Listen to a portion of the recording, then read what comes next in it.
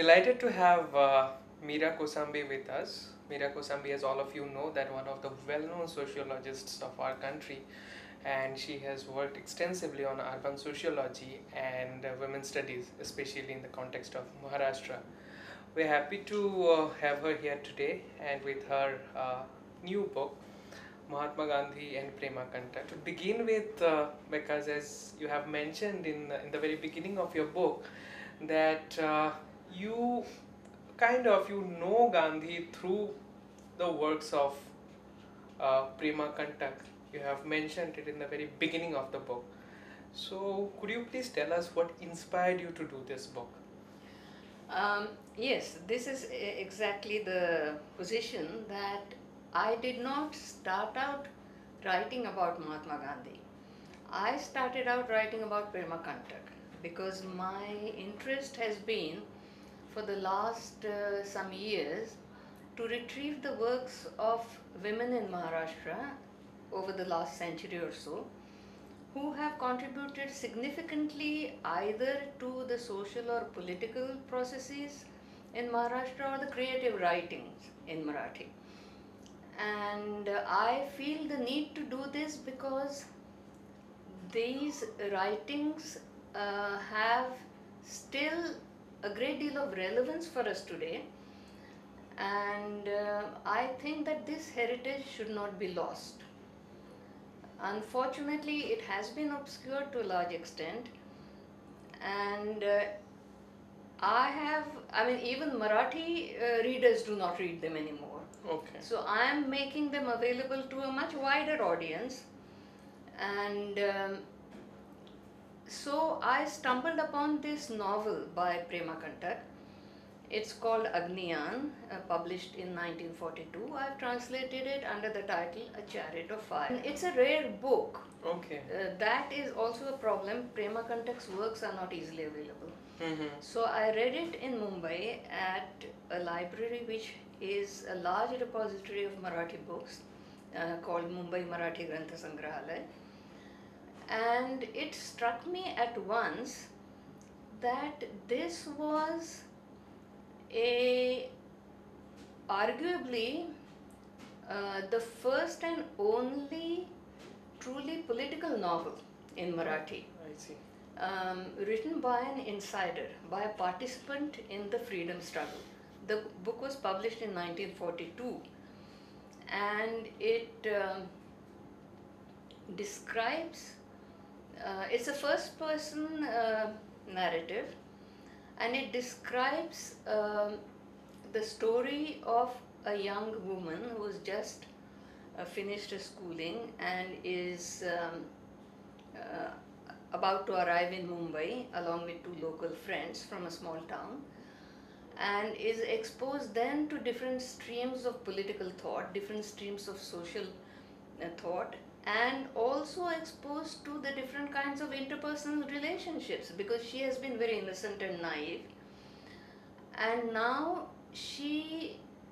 this is a narrative in the sense of her coming of age, personally, romantically, politically, and other ways.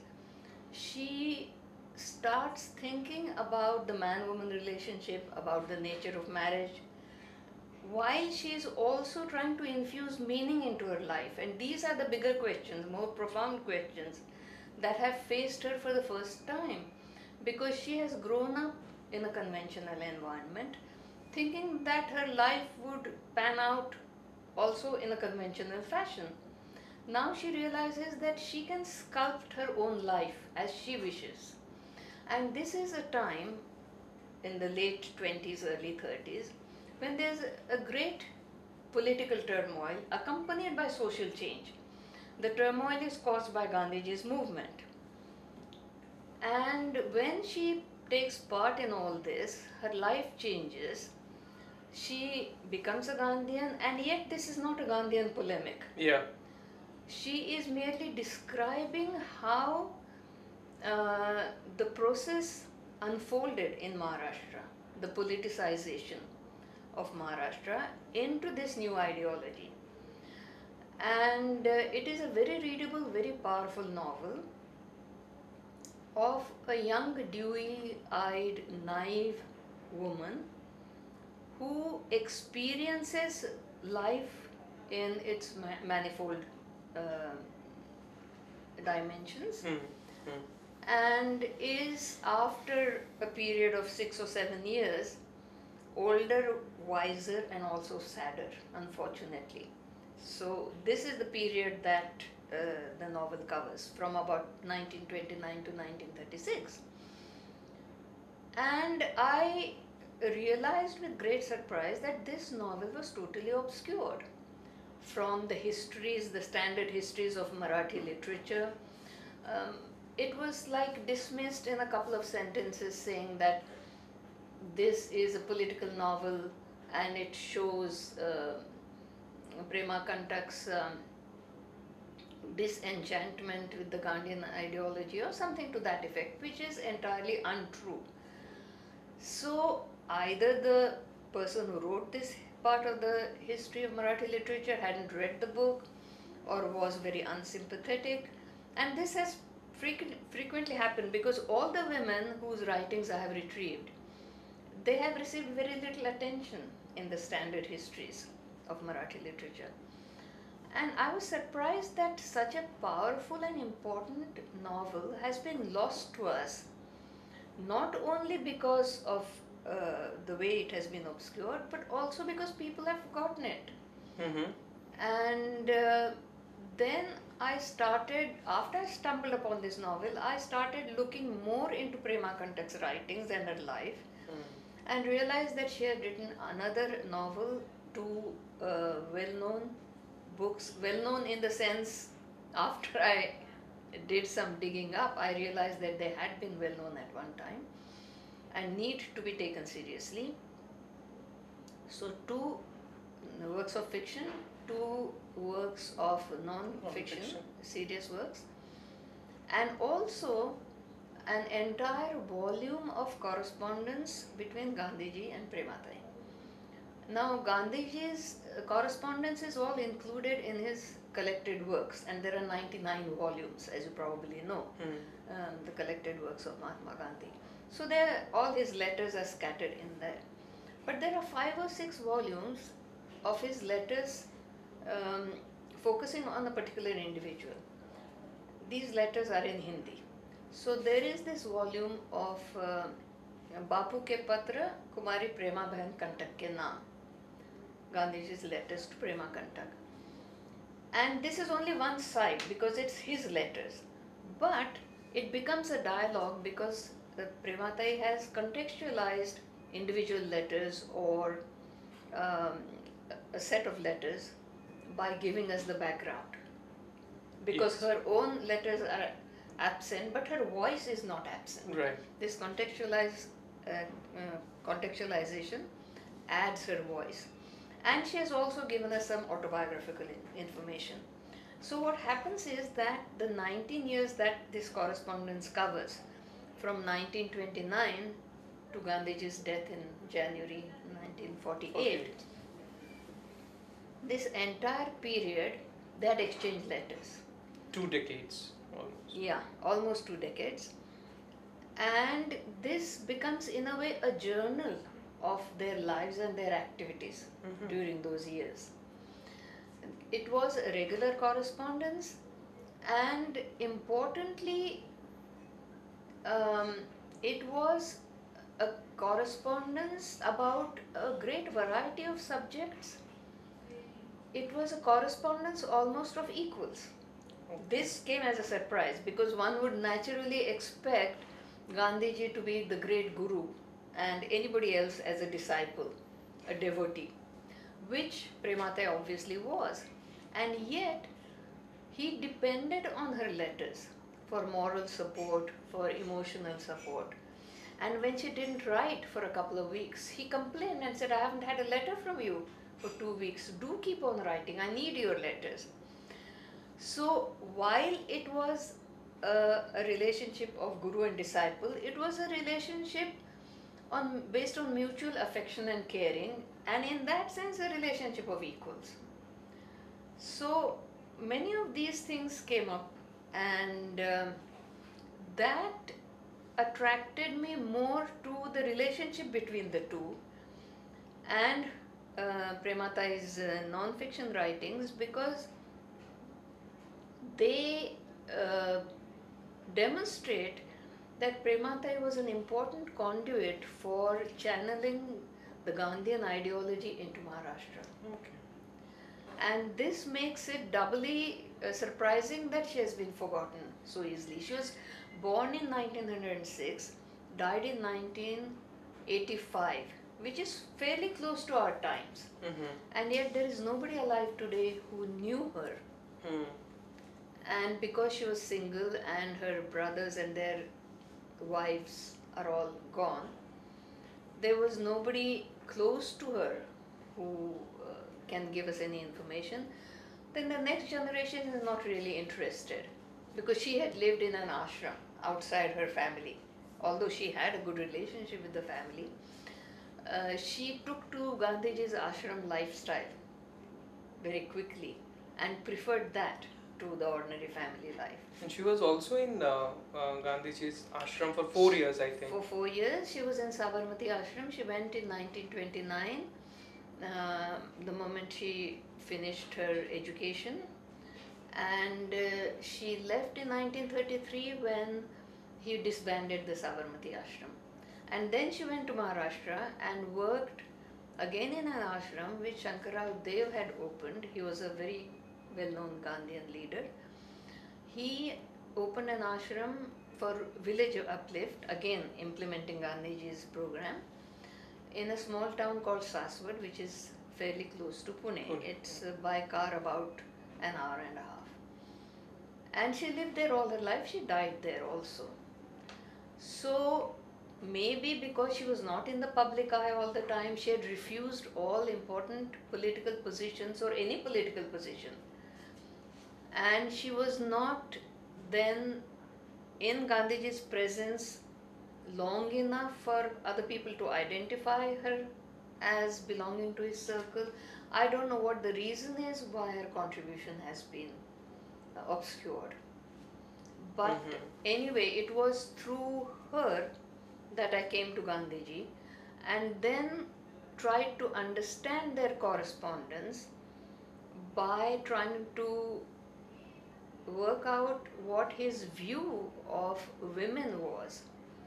Because here again we have a sort of a contradiction, that Gandhiji was the first and probably the only political leader who inducted women into the political process on a very large scale.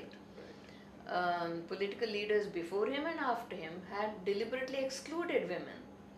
Even the most liberal leaders in Maharashtra, and I'm sure elsewhere in India, had thought that women's sphere was the domestic sphere. They should not step into the social sphere, or into the public sphere in social or political terms. Gandhiji always encouraged it, as we know. We associate him with this very emancipatory, potentially emancipatory step on behalf of women, that he brought women into the freedom struggle. He brought women out of the homes into the political process. But then we are faced with this contradiction, that embedded within this emancipatory process was a very patriarchal mindset that he possessed. So that he could not place women on an equal footing with men.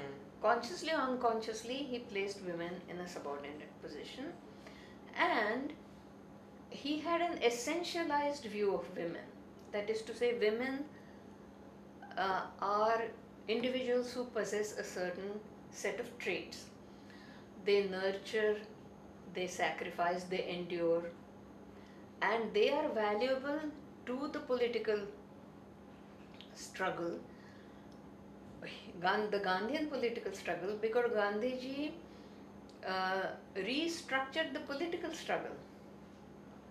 This whole idea of peaceful resistance or satyagraha was based precisely on these attributes which women possess.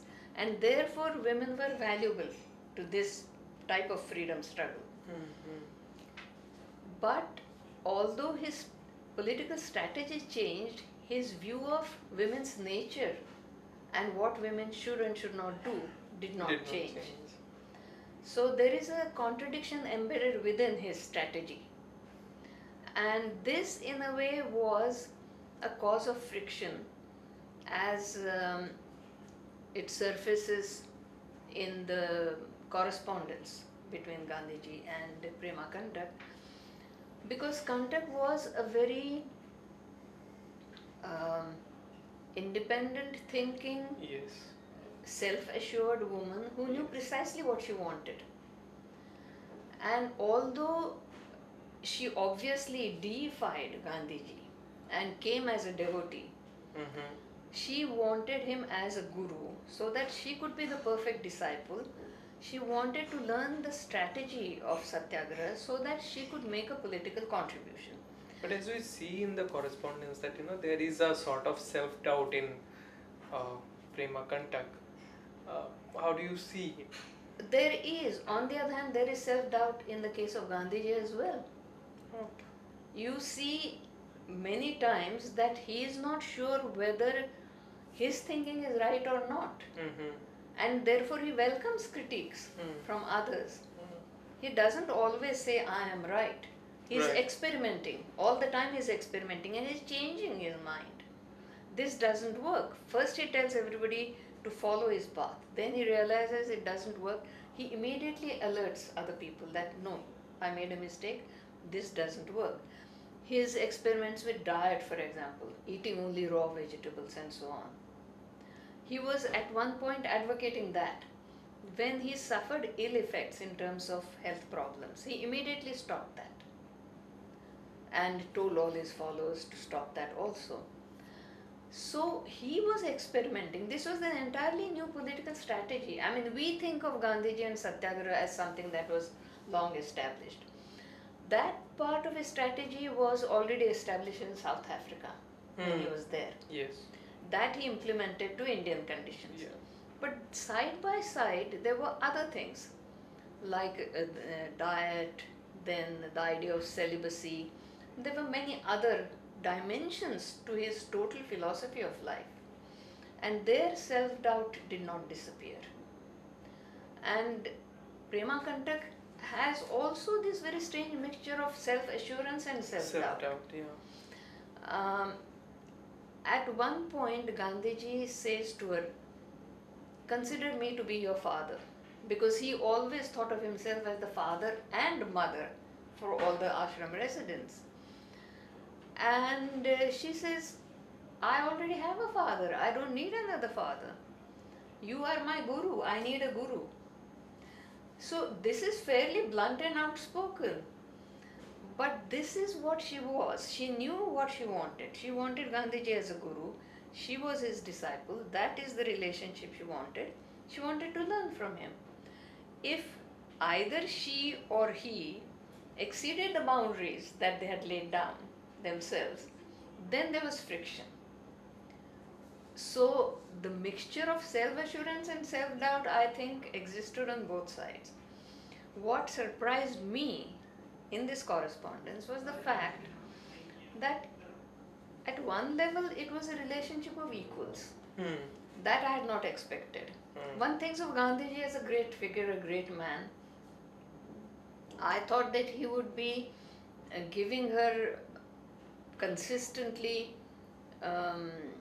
advice on a variety of issues, giving her moral support, teaching her things. What we find is that he is also deriving from her a great deal of moral support, emotional support, and so on. And as you have mentioned in the book, in the introduction somewhere, that Prema Kantak vis-a-vis Meera Ben. Yes. So that is also a very interesting observation, I must say, that I have not gone into detail with the Gandhi-Meera Ben relationship, though there is also a volume of his letters to Meera Ben. Yes.